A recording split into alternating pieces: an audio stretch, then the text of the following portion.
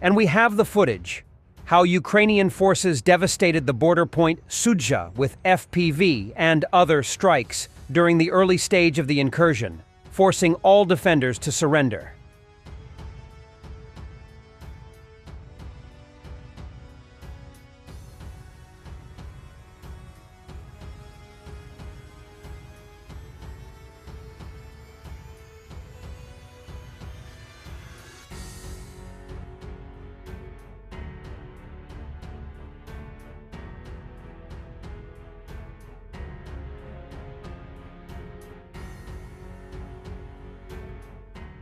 And this is interesting video from a Russian citizen of Sudzha. I was just in the center. Everything is more or less intact. The prosecutor's office is fucked. There is a Ukrainian flag hanging on the city administration. Ukrainian flag. Lots of soldiers, equipment. A soldier called me, checked my documents, wasn't rude. I said, "What should we do?" He said, "Learn the Ukrainian anthem and get ready for the referendum." Honestly, I don't give a shit what flag we live under. The main thing is that it's peaceful. If ours can't protect us, maybe at least the Ukrainians can.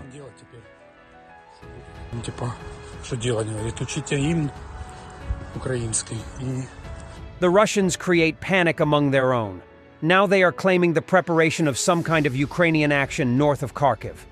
A concentration of significant enemy forces north of Kharkov was noted. I think events may begin here in the near future. Everything so far is very reminiscent of the enemy's actions before the attack on the Kursk region. It is possible that the enemy's plan involves pulling apart and exhausting our units through frequent redeployments from one sector to another. If this is so, then another area will catch fire in the coming days. Perhaps this one too. Russian war propagandist Yevgeny Podobny has been transported to Moscow for intense care. Z channels on Telegram now tell that immediately following a Ukrainian FPV strike on his car, his TV crew was sure Podobny was dead, so they left him behind. Thus, he was widely reported dead in Russia, but later it appeared that a recovery team had found and hospitalized him.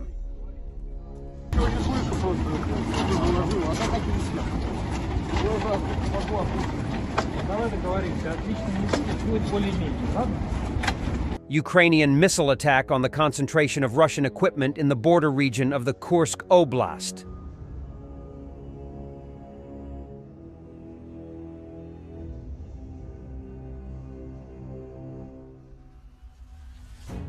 Zelensky advisor Mikhailo Podolyak explains effect of the Kursk offensive on Russians. Сьогодні ми бачимо, що поступово збільшується праця, чи ефективність інструменту під назвою «Бойові дії України в зоні ведення бойових дій».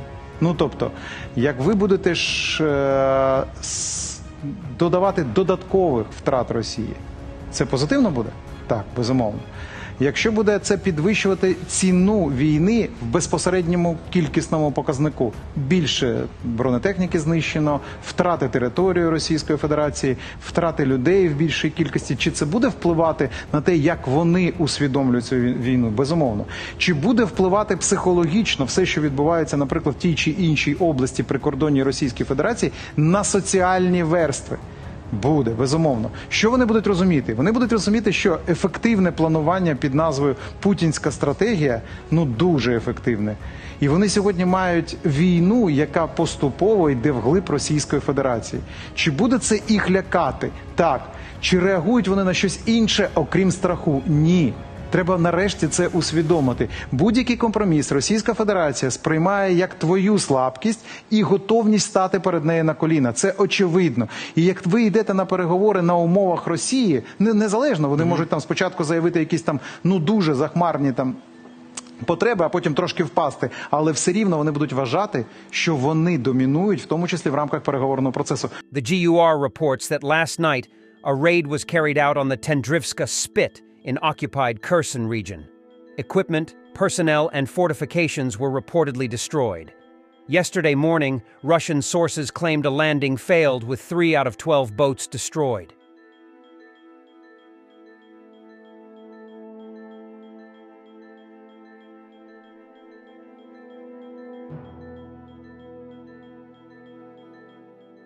The Russian theory about the offensive tactics of the Ukrainian armed forces in Kursk is that they allegedly clear the sky of surveillance drones, bring electronic warfare to the first line, and attack defensive positions with a huge number of FPV drones on tactics.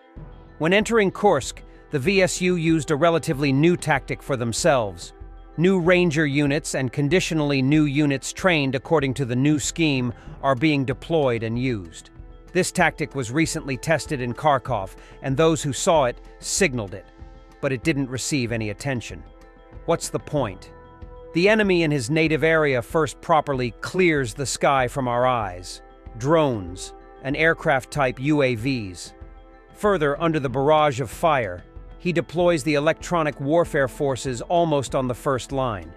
Under the cover of directed EW measures, he deploys a huge number of its UAVs. Mavics using non-standard range-shifting boards. Guns and EW are useless. Under the continuous barrage of high-precision FPV that come in swarms, they reduce the distance to positions. They enter and secure in empty dismantled trenches in small groups for 4 to 6 hours under the cover of a UAV. The EW line is brought forward and the pattern is repeated. Georgians in Kursk People Republic. Выстрел! Ух ты нахуя!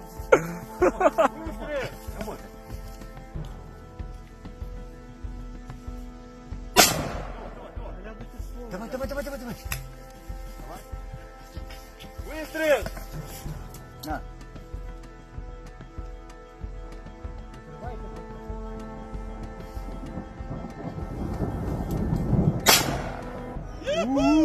Ты шо? Да не ори, Ингир. Ингир, не кричи.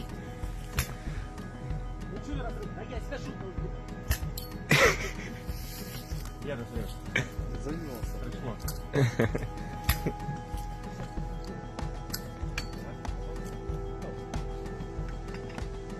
Выстрел!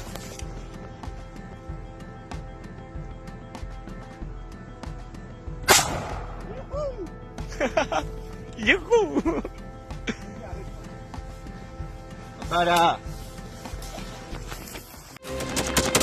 Thanks for watching, and don't forget to subscribe.